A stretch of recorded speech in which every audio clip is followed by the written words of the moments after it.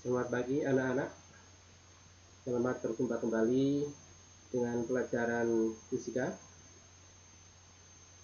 Salam sehat untuk kita semua. Pada pagi hari ini kita akan belajar tentang vektor.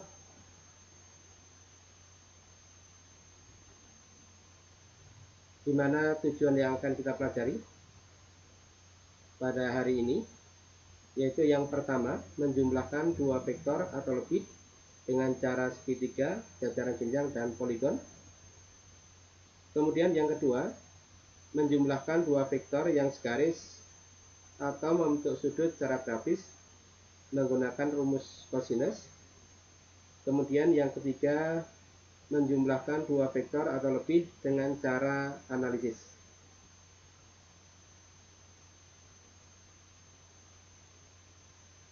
Besaran-besaran fisika berdasarkan besar dan arahnya dibagi menjadi dua, yaitu satu, besaran skalar, besaran yang hanya memiliki nilai atau besarnya saja. Kemudian yang kedua, besaran vektor, yaitu besaran yang memiliki nilai atau besar dan juga memiliki arah. Anak-anak tentunya masih ingat pada pelajaran yang lalu tentang besaran dan satuan. Maka berdasarkan satuan, besaran-besaran fisika itu dibagi menjadi dua, yaitu besaran pokok dan besaran turunan. Nah, besaran-besaran yang ada dalam besaran pokok dan besaran turunan itu juga bisa dikelompokkan berdasarkan besar dan arahnya, yaitu menjadi besaran skalar dan besaran vektor.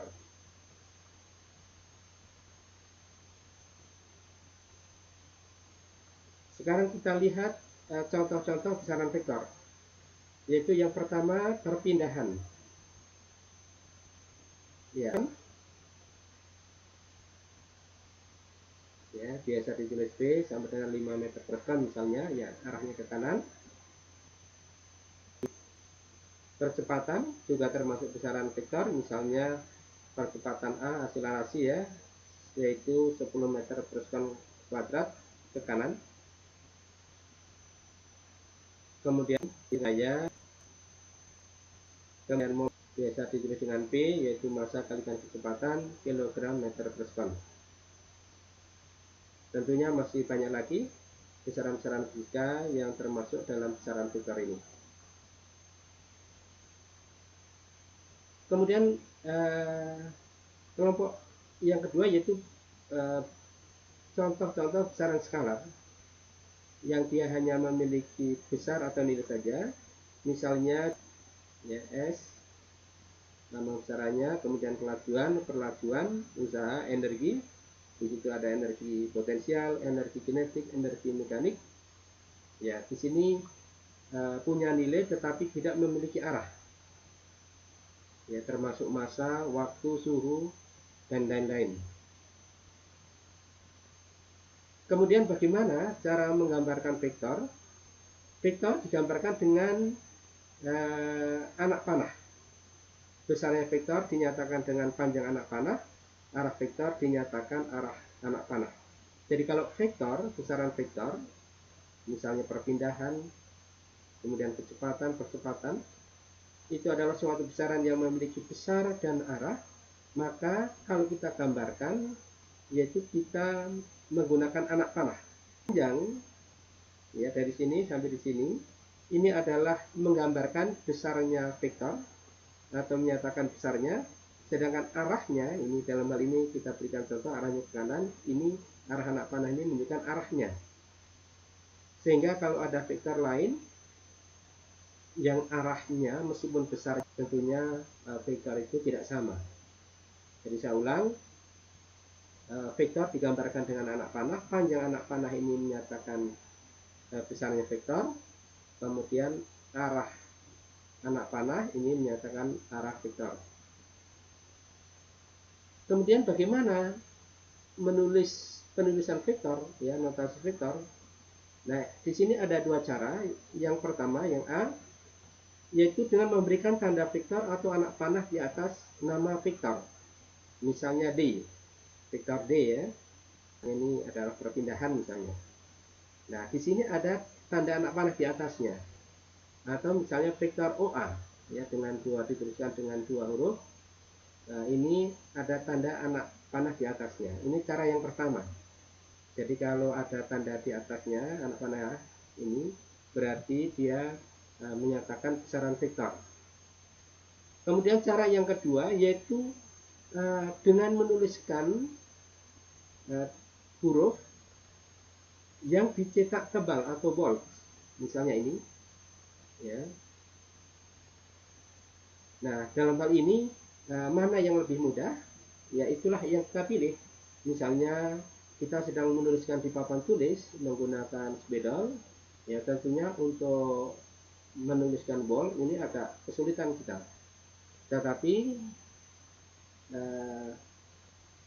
saat kita menggunakan komputer, ya laptop, ini nanti akan lebih mudah, yaitu dengan kita bold. Saya ulang ya, kalau misalnya di papan tulis atau di buku mungkin akan lebih mudah kita menuliskan besaran vektor itu, yaitu dengan tanda anak panah di atasnya, karena kita agak sulit membuat bold. Tetapi kalau misalnya di laptop, ya mungkin saat ini mencetak tebal akan lebih mudah daripada kita membuka aplikasi lain. Nah, sekarang ini penulisannya. Kita kembali bahwa vektor itu suatu besaran yang memiliki besar atau nilai dan arah. Maka kalau kita ingin menyatakan besarnya saja, maka lambangnya ini diberi lambang seperti ini, tanda mutlak, hanya tidak, atau ini ya, vektor AB saya berikan tanda mutlak. Atau untuk lebih praktis, kita tulis begitu saja, misalnya D tanpa tanda mutlak dan tanda vektornya kita hilangkan, maka jadi ini adalah cara menulis. Sekarang kita akan menjumlahkan vektor secara grafis dengan cara menggambar, yaitu ada tiga cara, yaitu jenjang vektor, cara jajaran jenjang vektor, ya, ini dengan dua cara. Melakukan pergerakan yang pertama, ya.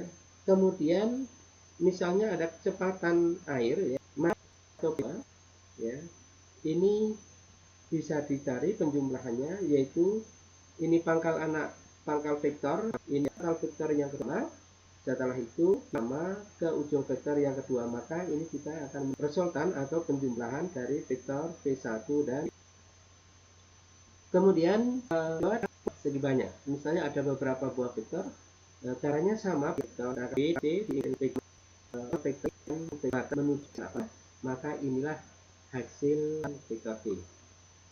Kemudian cara yang ketiga, yaitu dengan cara jajaran jenjang vektor. Vektor ini, ya, tapi kita jumlahkan dengan cara jajaran jenjang vektor, maka kita tarik garis bantu dari vektor pertama sejajar vektor kedua sana, kemudian kita tarik garis bantu dari ujung vektor yang kedua, ya, saya ulang, ini kedua pangkal vektor ini kita impitkan dulu di sini, vektor kedua kita itu dari vektor yang kedua sana jajar vektor panah dari pangkal kedua vektor V1 dan V2 menuju perpotongan, maka ini jajarnya bisa dimengerti, ya anak-anak, ini penjumlahan vektor secara grafis. Sekarang kita lihat contoh penjumlahan 5 vektor, ya, tentunya dengan cara poligon, Misalnya ini vektor A, vektor B, vektor B, vektor E. Maka kita jumlahkan vektor A, B, C, D, dan E. Maka ini kita jumlahkan seperti tadi pada cara polygon, ya, B, C, D, E, maka tarik garis ini adalah resultannya. Kemudian D, E, A, B, C, maka ini resultannya ya. Kemudian yang C ditambah B tambah A tambah C tambah, ya kalau kita lihat ini resultannya sama ya. Jadi vektor A, B, C, D, E mau di bolak balik ini akan menghasilkan resultan yang sama.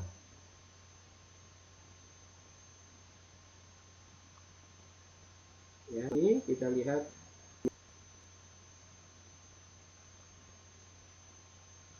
nilai penjumlahan vektor.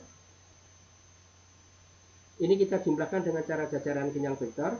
Misalnya vektor V1 dan V2 ini membentuk sudut theta, maka dengan cara jajaran kenyang vektor tadi kita akan menghasilkan resultan ini, ya, vektor R. Ya, maka arah vektor resultan terhadap vektor V2, misalnya ini adalah sudutnya alfa, kemudian ini sudut beta adalah ini antara vektor resultan dengan garis ini, ya. Kemudian sudut antara V2 ini dengan garis bantu ini adalah 180 dikurangi theta, karena sudut dalam segitiga harus sama dengan 180. Kalau sudut yang ada di sini, yang pertama ini adalah alfa, ini adalah beta, maka di sini harus 180 dikurangi theta.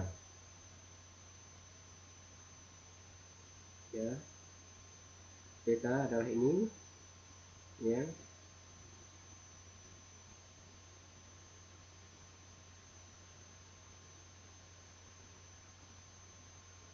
Baik, sekarang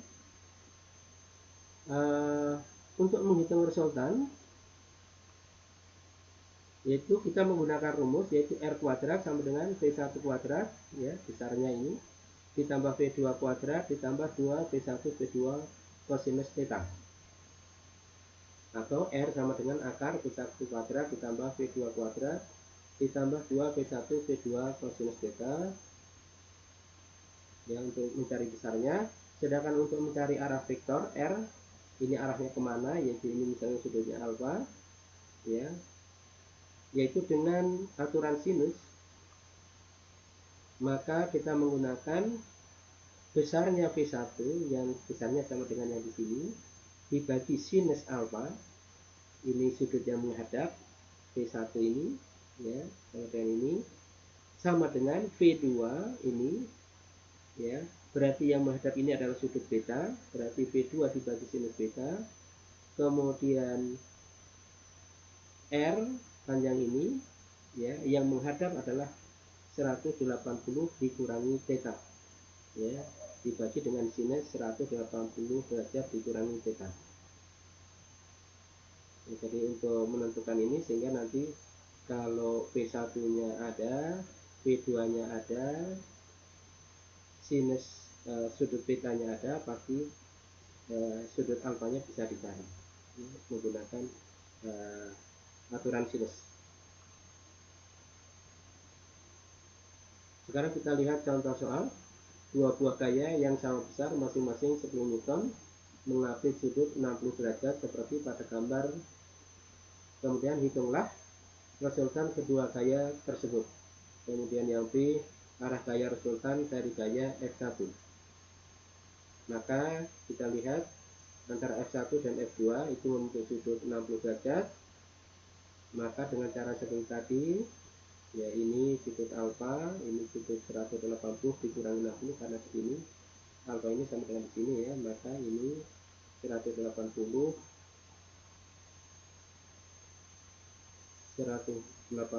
dikurangi 60, kemudian ini sudut beta, ya, sudut 60 nya adalah ini.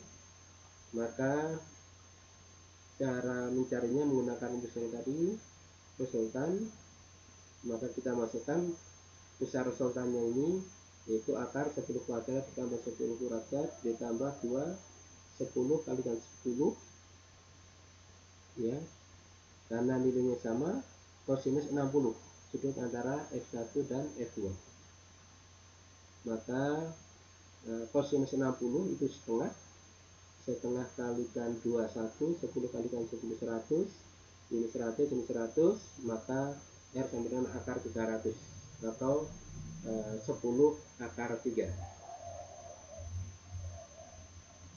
Kemudian arahnya ya, kita menggunakan ini F2 dibagi sinus alfa, ini dibagi sinus alfa sama dengan R nya sudah ada ya, dibagi sinus 180 dikurangi 60, 180 dikurangi 60 120, maka F2 nya sudah ada, F2 nya 10, kemudian R nya adalah akar 300 atau 10 akar 3, maka nanti sinus alfa nya ini bisa dicari.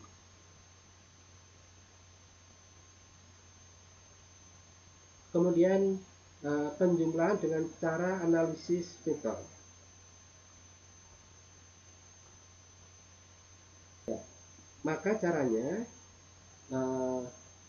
kita gambarkan di sini ada 3 buah vektor, misalnya F1 membentuk sudut alfa, kemudian F2 membentuk sudut beta, kemudian F3 kebetulan dia berada pada sumbu Y. Maka F1 ini kita uraikan menjadi 2 komponen, maka pada sumbu X ini adalah F1 kosinus alfa, pada sumbu Y F1 sinus alfa. Kemudian F2 pada sumbu X adalah F2 cos alfa, kemudian pada sumbu Y F2 sinus beta. F2 ini kita uraikan pada sumbu F2 kosinus beta, pada sumbu Y F2 sinus beta. Kemudian F3 nya tidak kita uraikan karena dia sudah berada pada satu garis. Maka kita masukkan dalam tabel, yaitu F ya, ini di sini F1, maka Fx nya adalah F1 cos alfa, F nya adalah F1 sinus alfa. Kemudian F2 nya pada sumbu X negatif karena ini arahnya ke kiri, F2 kosinus beta, Fy nya adalah F2 sinus beta. Nah, kemudian F3 nya pada sumbu X tidak ada karena sudah berada pada sumbu Y, maka Fx nya tidak ada, 0, kemudian F nya adalah negatif karena arahnya ke bawah. Kemudian kita masukkan nilainya, F1 nya berapa, alfa nya berapa, kita kosinuskan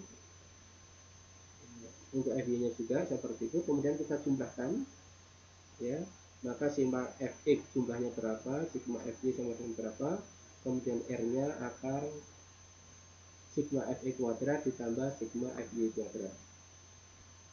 Kemudian arahnya ya, ini tangen theta yaitu sigma Fx ini ya, dibagi sigma, saya ulang, tangen tetanya sigma Fy dibagi sigma Fx, maka theta adalah sudut R resultan terhadap sumbu X.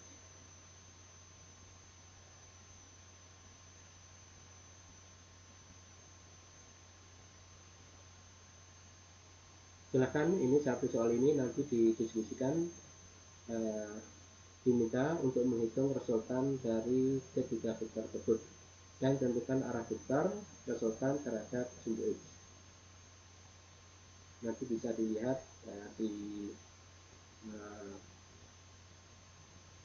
dicoba ya, dilihat di grup WA atau ini nanti bisa dilihat kembali.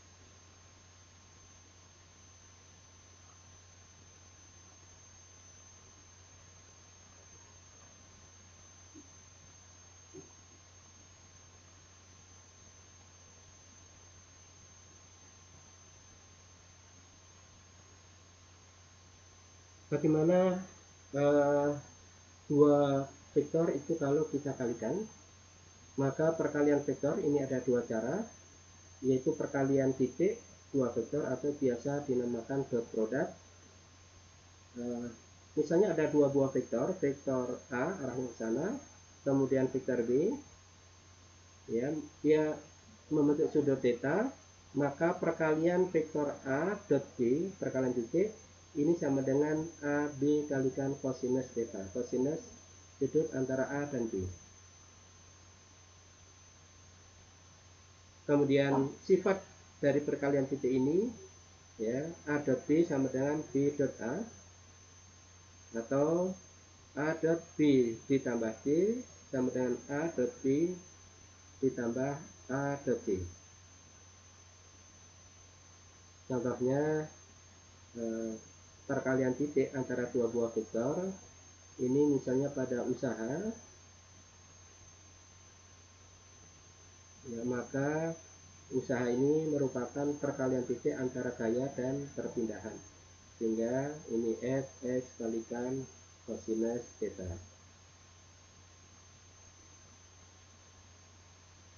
Kemudian perkalian silang dua vektor, misalnya ada dua buah vektor A dan B membentuk sudut theta, maka hasil perkalian silang dua vektor akan menghasilkan besaran vektor, ya, A cross B, maka hasilnya adalah ini, ya, sesuai dengan jari-jari yang kita genggamkan, ya, tangan kanan, ya, A kalikan B atau A cross B ini akan menghasilkan sebuah vektor baru yang arahnya sesuai dengan aturan tangan kanan kita.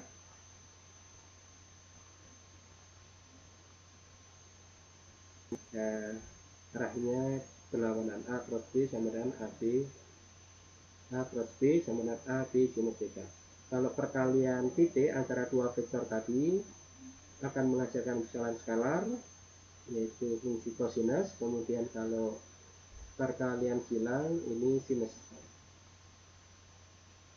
Penerapan perkalian silang dua vektor ini contohnya, yaitu gaya Lorentz pada muatan listrik yang gerak.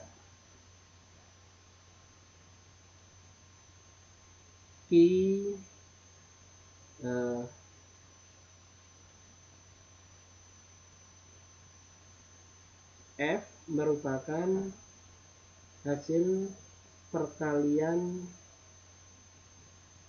I kalikan V cross B, maka ini dengan aturan perkalian silang kedua vektor tadi, F sama dengan I PB sinus theta, arahnya ini. Baik anak-anak, saya kira pembelajaran pada hari ini saya cukupkan sekian. Nanti tugas untuk materi ini akan saya berikan di e-learning atau di grup. Terima kasih, selamat pagi.